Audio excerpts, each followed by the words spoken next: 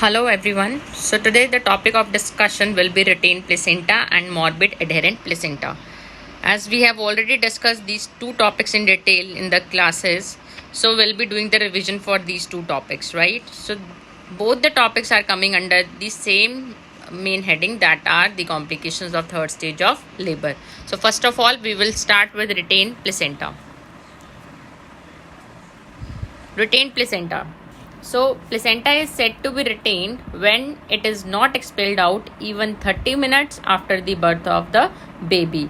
So following the birth of the baby, if the placenta is not delivering or coming out of the uterine cavity even after 30 minutes following the birth of the baby, then it is said to be retained placenta. Suppose the woman has delivered the baby at 9:30 a.m. and it's been 10 o'clock and she has not delivered the placenta, then it is said to be retained placenta, right? Next comes the causes. सबसे पहला cause इसमें आता है, number 1, placenta completely separated but retained, and that can happen due to poor voluntarily expulsive efforts of the mother, right? Placenta separate हो चुका है लेकिन अभी भी रिटेन्ड है. This will happen because of poor efforts, expulsive efforts और bearing down efforts by the mother. Then second comes simple adherent placenta. Simple adherent placenta अगर है and still it is retained, then the reasons can be due to uterine atonicity. Uterine atonicity we have already discussed in PPH also, right? So uterine atonicity जो है that can happen in cases of grand multipara, a woman who has delivered more than 4 to 5 times, right? Then over distension of the uterus can also lead to uterine atonicity in simple adherent placenta. Then next comes prolonged labor. Prolonged labor is also a contributing factor for retained placenta. Then next comes uterine malformation. Uterine malformation में आपका आ जाता है जैसे कि डायडेल्फस uterus है या फिर bicornuate uterus है, और you can say unicornuate uterus है. तो different malformations are there. So if any of the malformation is present then that can cause to retained placenta, and even it can occur due to bigger surface area of the placenta, right? And the commonest cause of retention of non-separated placenta is atonic uterus. This is very much important point, right? If the placenta is non-separated and retained, ठीक है, separate भी नहीं हुआ है और retain तो फिर होगा ही, ठीक है. सो उसका मेन कॉज जो है वो क्या है? Atonic uterus. Then next comes morbid adherent placenta. Morbid adherent placenta is the next common cause of retained placenta. Morbid adherent placenta में क्या होता है, जो this you can say it occurs when the placenta fails to detach from the uterine wall due to abnormal implantation of the basal plate, ठीक है. जो normally placenta attach कहाँ होता है? हमारा एंडोमीट्रियम के साथ, ठीक है. लेकिन मॉर्बिड एडहेरेंट प्लेसेंटा में क्या होगा, वो डीपली इंसिटेड होता है और मायोमीट्रियम तक उसके जो आप बोल सकते हो इन्वेजन होती है, प्लेसेंटा की एडहेरेंस होती है मायोमीट्रियम तक, ठीक है. So that can cause retained placenta. Then comes placenta incarcerated following partial or complete separation due to constriction ring or premature attempts to deliver the placenta before it is separated, ठीक है. placenta incarcerated हो सकता है किस वजह से? या तो placenta पूरी तरह से separate जो है वो नहीं हुआ है, ठीक है, या फिर सेपरेट हो चुका है but there is presence of constriction ring in the placenta, जिसे हम क्या बोलते हैं? Hourglass constriction contraction ring, ठीक है. आर ग्लास कॉन्ट्रैक्शन रिंग क्या होती है? Which occurs due to incoordinate uterine action. ये टॉपिक हम डिटेल में पढ़ चुके हैं क्लास में, ठीक है. Then next reason can be premature attempt to deliver the placenta before it is separated. Placenta separate ही नहीं हुआ था और मदर जो है पहले ही प्रीमेच्योर अटेम्प्ट्स जो है उसके बियरिंग डाउन के उसने अटेम्प्ट लगाने शुरू किए थे, जिसकी वजह से प्लेसेंटा अब रिटेन हो चुका है बट सेपरेट है, ठीक है. Then comes diagnosis. How you will make diagnosis for retain placenta. अभी आपको बताया 30 मिनट्स तक भी डिलीवर नहीं होता है following the birth of the baby, तो it will be retain placenta. So it is made by an arbitrary time spent following delivery of the baby. Then comes features of placental separation is assessed, ठीक है. as we all know that placental separation के जो features हैं, 3 main features होते हैं. Number 1 is gush of blood, second is hardening of uterus and third one is lengthening of cord. तो ये इन तीनों को हमने असेस करना है और इन तीनों में से अगर कोई फीचर जो है वो प्रेजेंट नहीं है, दैट मीन्स कि प्लेसेंटा अभी सेपरेट नहीं हुआ है. Then come the hourglass contraction और the nature of adherent placenta can only be diagnose during manual removal. ठीक है, अगर प्लेसेंटा जो है वो सेपरेट है लेकिन still it is retained inside the uterine cavity, so that can be due to hourglass contraction ring or it can be due to this morbid adherent placenta or simple adherent placenta.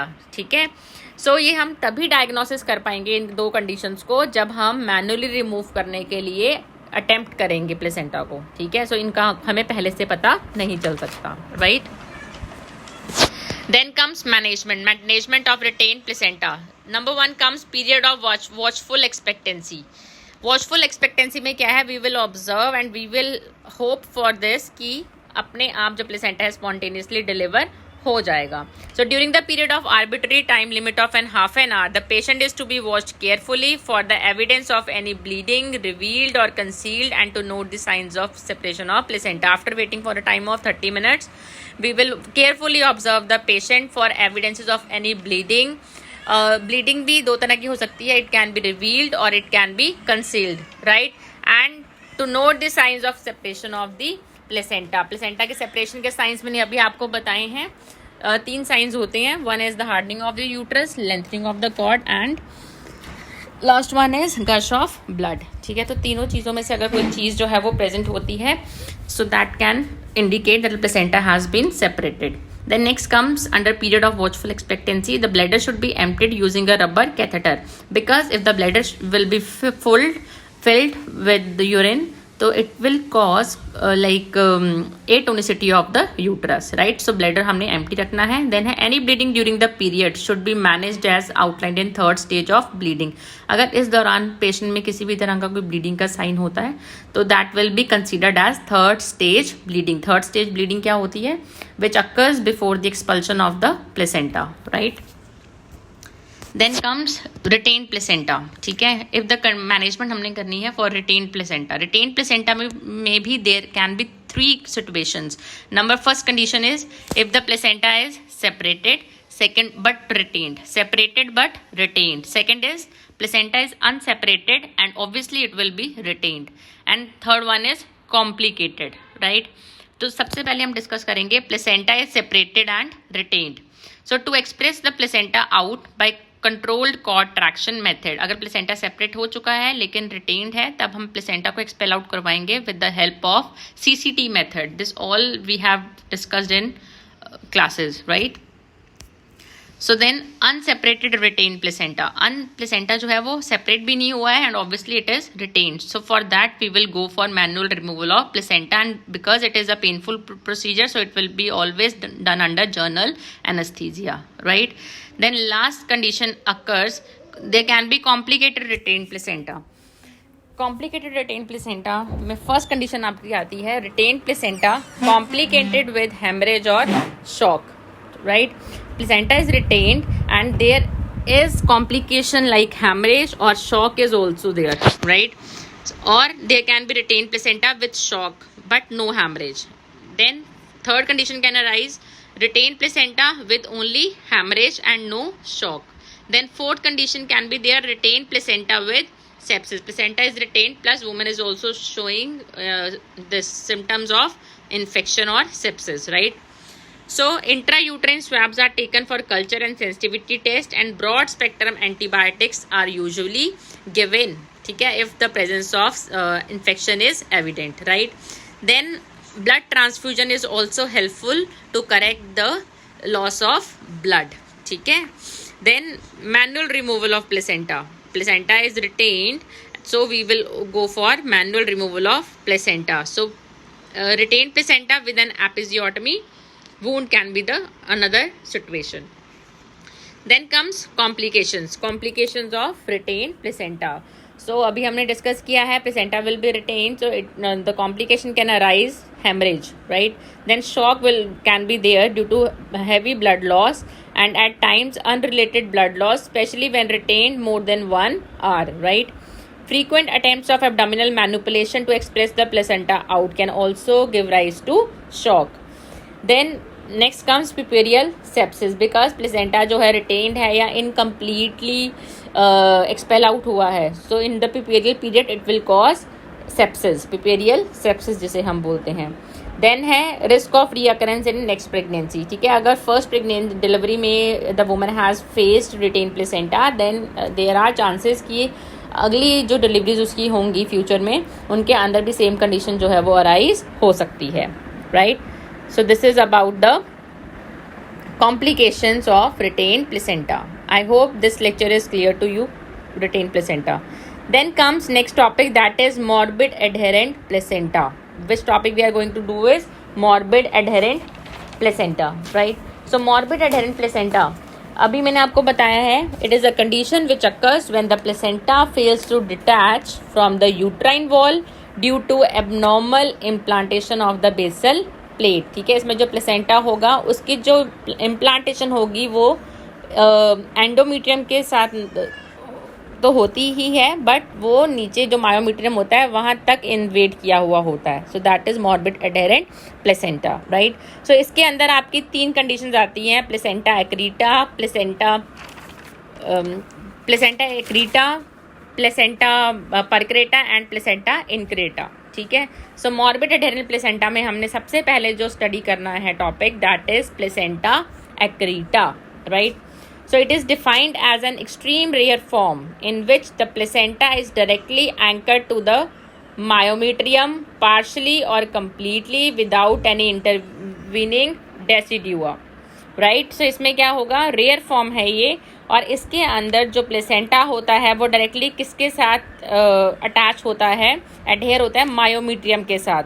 और हो सकता है कि जब वो myometrium के साथ attached है तो बीच में कहीं कहीं पे डेसिडुआ हो भी सकता है और कहीं कहीं पे डेसिडुआ एब्सेंट मिलेगा हमें. ठीक है, डेसिडुआ क्या होता है, it is the endometrium of a pregnant uterus, right. So इसमें एबनॉर्मल एडहेरेंस में इन्वॉल्व्स 3 इसमें टाइप आ सकती हैं, total placenta accreta, partial placenta accreta and last one is focal placenta accreta. Total placenta accreta में क्या होता है, it involves only a few to several lobules. ठीक है, सॉरी, टोटल प्लेसेंटा एक्रीटा में फ्यू नहीं होगा, टोटल का मतलब क्या है, पूरा का पूरा जो प्लेसेंटा होगा वो एबनॉर्मली एडहेयर होगा मायोमीट्रियम के साथ. देन आता है आपका partial placenta accreta. Partial placenta accreta में what happens is few to several lobules are abnormally adhere to the myometrium. And last comes focal placenta accreta. Focal placenta accreta में what happen, all or part of a single lobule may be attached to the this myometrium, right. So placenta accreta में 3 आगे types आपकी, total placenta accreta, partial placenta accreta and focal placenta accreta, right. Then comes placenta increta. Placenta increta में क्या होता है, जो villi होते हैं that actually invade into the myometrium and anchored into the muscle bundle. ठीक है, जो प्लेसेंटा के विलाय होते हैं वो कहाँ तक एंटर किए होते हैं, मायोमीट्रियम तक. ठीक है, और मायोमीट्रियम में जो मसल बंडल्स होते हैं वहाँ तक उनका जो है आप बोल सकते हो रीच होती है, उनकी रेंज होती है, right. Then comes placenta percreta. ये जो प्लेसेंटा परक्रेटा है ये सिरोसल लेयर तक इसका इन्वेजन होता है, मतलब मायोमीट्रियम के बियॉन्ड जो सिरोसल लेयर है वहाँ तक इसका इन्वेजन होता है प्लेसेंटा का इस कंडीशन में. और जो साथ वाले जो ऑर्गन्स हैं जैसे कि ब्लैडर, उनको भी इन्वेड कर सकता है placenta percreta, right. So this is a picture showing placenta accreta, placenta increta and placenta percreta, right. So here you can see, one second, this is the placenta accreta, sorry. ठीक है, placenta accreta, this is the picture showing placenta accreta, increta and percreta. इसमें से जो सबसे ज़्यादा severe वाली form है that is placenta percreta. Then comes associated condition, which all conditions can be associated with morbid adherent placenta. There can be associated conditions like placenta previa, prior caesarean delivery, ठीक है, अगर पहले का किसी का सी section हुआ है एंड नेक्स्ट टाइम भी उसने कंसीव किया है तो इस कंडीशन के चांसेस जो हैं वो थोड़े से इंक्रीज हो जाते हैं. देन प्रीवियसली अंडरगॉन क्यूरिटाज, पहले उसका डीएनसी हुआ है लेडी का, तो there are chances of her developing morbid adherent placenta in the next pregnancy. Then gravida 6 और more, that means grand multipara है अगर वुमेन, तो that can lead to this condition. Then if the maternal serum alpha fetoprotein levels exceeds 2.5 mom, that is multiples of the median unit है इसकी, ठीक है, अगर ये इंक्रीज होते हैं तो प्रेगनेंसी में, तो that can cause morbid adherent placenta, right.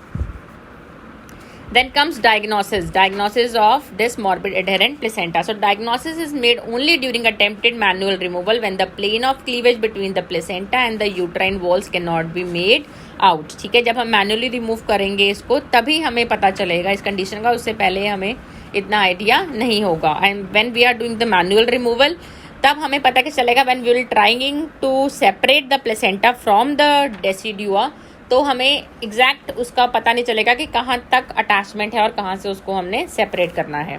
Then other methods of diagnosis can be made by ultrasonography और by colour doppler studies, and even with the help of MRI we can rule out this condition, right. Then comes pathological conformation. Pathological conformation includes absence of decidua bacillus. As we have already discussed in the definition, कि there can be somewhere decidua bacillus and there will be no decidua bacillus at all. ठीक है, कहीं कहीं पे decidua bacillus present हो सकता है placenta जहाँ पे अटैच हुआ है, और कहीं कहीं पे वो absent होगा. So that confirms the pathological conformation for this condition. Then varying degree of penetration of the villi into muscle bundles and up to serosal layer. ठीक है, जैसे कि हमने प्लेसेंटा इनक्रेटा और परक्रेटा में पढ़ा है. Then comes management. मैनेजमेंट सबसे पहले आती है in the focal placenta accreta. Focal placenta accreta क्या था, जिसमें सिर्फ कुछ लाइक 1 और 2 लोब्स जो थी वो अटैच थी, ठीक है, एबनॉर्मली अडेयर थी एंडोमेट्रियम के साथ, मायोमेट्रियम के साथ. सो इसमें क्या आएगा, remove the placental tissue as much as possible and effective uterine contraction and haemostasis are achieved by oxytocics. जितना प्लेसेंटा टिश्यू हम रिमूव कर सकते हैं उसको हम रिमूव करेंगे. उसके बाद पेशेंट को हम ऑक्सीटोसिस देते हैं ताकि यूट्राइन जो है वो यूट्रस में कॉन्ट्रैक्शन जो है वो होती रहे और ब्लीडिंग जो है वो कम से कम हो पेशेंट को, ठीक है. And if necessary by intra uterine plugging we will try to control the bleeding. Intra uterine plugging आपको लास्ट टाइम मैंने बताया था, टैम्पून हम एंटीसेप्टिक इसमें इंसर्ट करते हैं यूट्रस के अंदर जो कि ब्लीडिंग को कंट्रोल करता है. So that we can do in this case also. Then in cases of C section the bleeding areas are oversewed. अगर सी सेक्शन हुआ है एंड सेम कंडीशन है फोकल प्लेसेंटा एक्रीटा की, तो हम जहाँ से ब्लीडिंग हो रही होगी उन एरियाज को हम सूचर कर देंगे. Then if the uterus fails to contract hysterectomy may have to be taken. अगर सारे मेजर्स आपने जो है डिस्कस करे हैं PPH में, जैसे कि वो सारे मेजर्स अगर फेल हो जाते हैं then we will go for hysterectomy, and this is preferable only in multiparous women whose family is complete, right. Then in total placenta accreta, total में क्या था कि फ्यू टू सेव मतलब all the lobes of the placenta जो थी वो सारी की सारी एबनॉर्मली एडहेयर थी मायोमेट्रियम के साथ, ठीक है. तो उस केस में हम क्या करेंगे, if the woman is multiparous then we will go for hysterectomy. While if the patient is desiring to have a child then conservative attitude may be taken. Conservative का मतलब क्या है कि हमने उसके यूट्रस को कंजर्व करके रखना है. Then this consist of cutting the umbilical cord as close to its base as possible. Umbilical cord को उसके बेस के जितना पास हो सके वहां से कट करना है. And leaving behind the placenta which is expected to be autolyse during the course of time. और प्लेसेंटा को फिर हम अंदर ही छोड़ देते हैं एंड विद टाइम वो ऑटोलिसिस हो जाता है उसका अपने आप, ठीक है. और इसके लिए हमें पेशेंट को एंटीबायोटिक भी देनी पड़ती है क्योंकि there are chances of infection. And in some like protocols methotrexate also is used by some of the hospitals, ठीक है. मिथोट्रेक्सेट क्या होता है, एक तरह का नियोप्लास्टिक एजेंट होता है, ठीक है. तो यहाँ पे हम उसको यूज कर सकते हैं. Then in rare cases placenta accreta में इन्वेड द ब्लैडर, जैसे कि प्लेसेंटा परक्रेटा में था, ठीक है, सिरोसल लेयर तक पहुंच जाता है तो ब्लैडर को इन्वेड कर सकता है। In that case try to avoid placental removal, उस केस में हम प्लेसेंटा को रिमूव नहीं करेंगे क्योंकि ब्लैडर को इंजरी होने के चांसेस हैं। Then it may need hysterectomy and partial cystectomy, तो उसमें यूट्रस को रिमूव करना पड़ेगा और ब्लैडर का जितना पोर्शन इन्वॉल्व है उसको भी हमने रिमूव करना होता है। एंड इस केस में भी we can give methotrexate, right. Then comes complications of morbid adherent placenta. Number 1 complication is hemorrhage. Next comes the shock, and next shock can be there, है ना, because of heavy blood loss. Then infection के chances increase हो जाते हैं because placenta is not coming out, right? तो हम बार बार क्या करेंगे, PV करके देखेंगे, उससे patient को infection के chances ज़्यादा हो जाते हैं. Then even it can lead to inversion of the uterus. What happens in inversion of uterus? The uterus comes inside out of the vagina, right? So this was all about the complications of morbid adherent placenta. I hope these two topics are clear to you, retained placenta and morbid adherent placenta. As this was a revision class, still if you are having any doubts, you can call me or WhatsApp me at any time. Thank you so much.